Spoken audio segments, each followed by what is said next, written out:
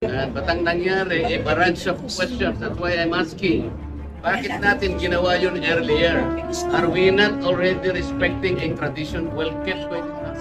Tradisyon o korupsyon? Ano nga ba ang tamang terminolohiya sa ipinaglalaban ni Sagip Representative Rodante Marcoleta?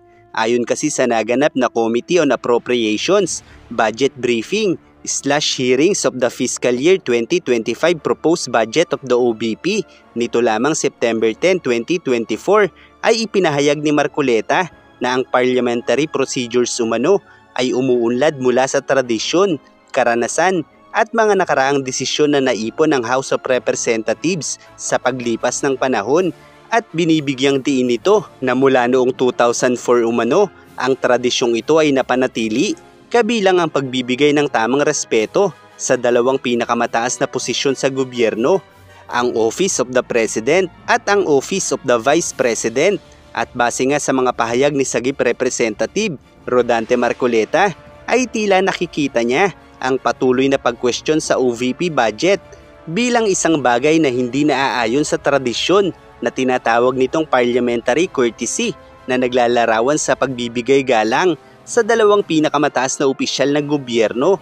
Gayunpaman, base naman sa mga pahayag ng ilang kapwa niya kongresista, ang parliamentary procedures ay dapat naaayon sa batas at hindi sa isang tradisyon o nakagawian lamang.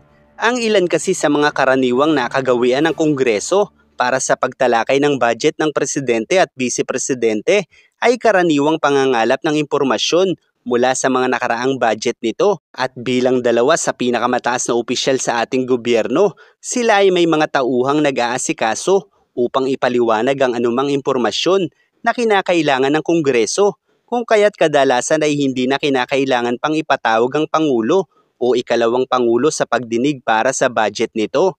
Gayunpaman ay may mga pagkakataon na kinakailangan pa rin silang ipatawag kung walang kakayahan ng kani-kanilang mga tauhan upang ipaliwanag o ipaglaban ang pondong hinihiling ng mga ito.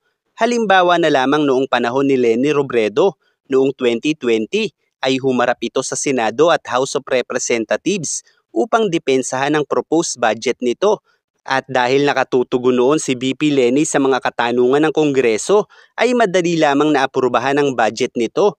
Samantala sa pagkakataong ito naman si VP Sara ay nahaharap sa ilang mga kontrobersya mula sa pagsisiyasat ng COA kung saan ang Commission on Audit o COA ay nagbigay ng abiso ng hindi pagpapahintulot sa halagang 73.2 million pesos mula sa 125 million pesos na pondo ng Office of the Vice President para sa taong 2022.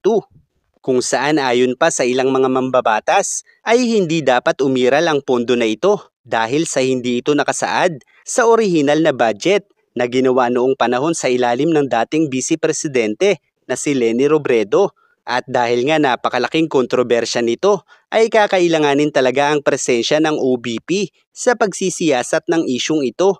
Samantala, ayon naman sa ipinupunto ni Sagip Representative Rodante Marcoleta, ang notice o abisong ito mula sa COA ay hindi pa maituturing na pinal dahil may pagkakataon pa umano ang Vice Presidente para sagutin o ipaliwanag ang side nito. Sa madaling salita ay hindi pa nga naman formal na maituturing na winaldas ng Vice Presidente ang budget nito nang hindi naaayon sa batas o regulasyon. Gayunpaman dahil nga nasa proseso na ng pag-aaproba ng pondo ang Kongreso para sa susunod na budget ng pangalawang Pangulo, ay natural na kakailanganin na ng Kongreso na malaman kung papaano winaldas ng pangalawang Pangulo ang 2022 budget nito dahil nga hanggang ngayon maging sa COA ay wala pang isinusumiting pinal na dokumento ang pangalawang Pangulo. Sa madaling salita, kung nagsumite na si VP Sara ng paliwanag nito sa COA, ay maaaring hindi na siya tanungin pa ng Kongreso sa bagay na ito dahil may pagkukunan sana ang Kongreso ng mga impormasyon patungkol dito. Kaya't kakailanganin pa rin sagutin ng pangalawang Pangulo ang mga katanungan ng Kongreso dahil ito ay isa sa mga basihan kung aaprubahan ba nila ang susunod na budget ng pangalawang Pangulo.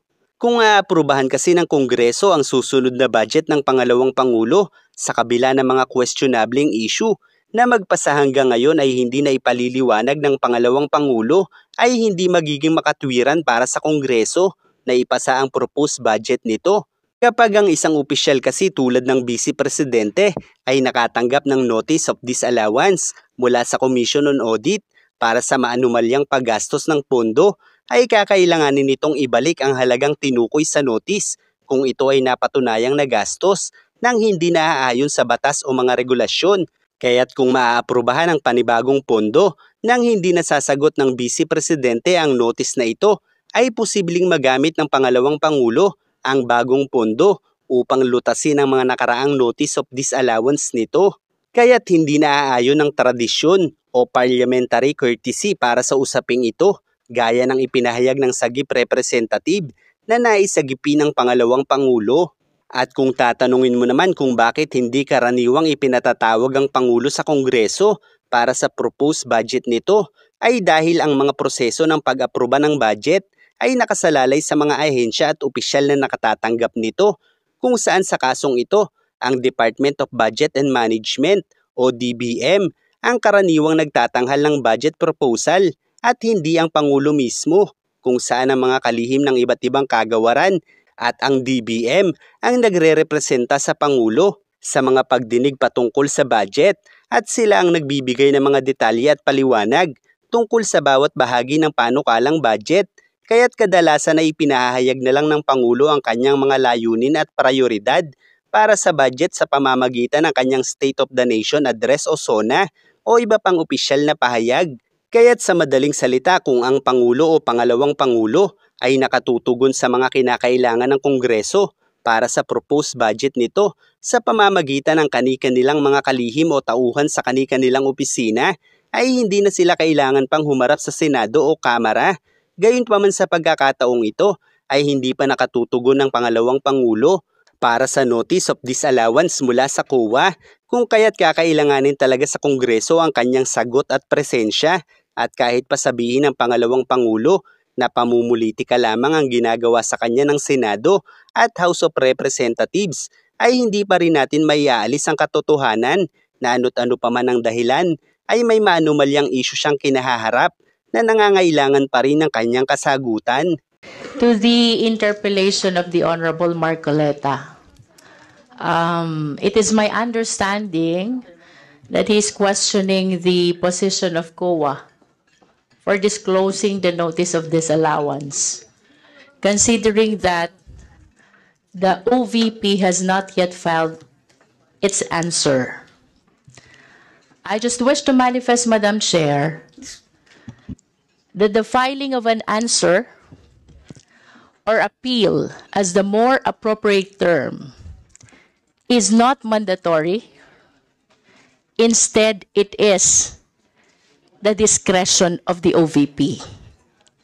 As a matter of fact, if the OVP fails to file an appeal, it renders the disallowance final and executory.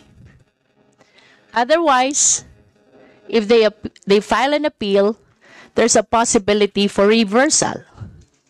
And be that as it may, Madam Chair, this representation does not see any issue why the COA should not disclose the notice of disallowance. Let us all be reminded by the constitutionally guaranteed right of the citizens to public information on matters concerning public interest.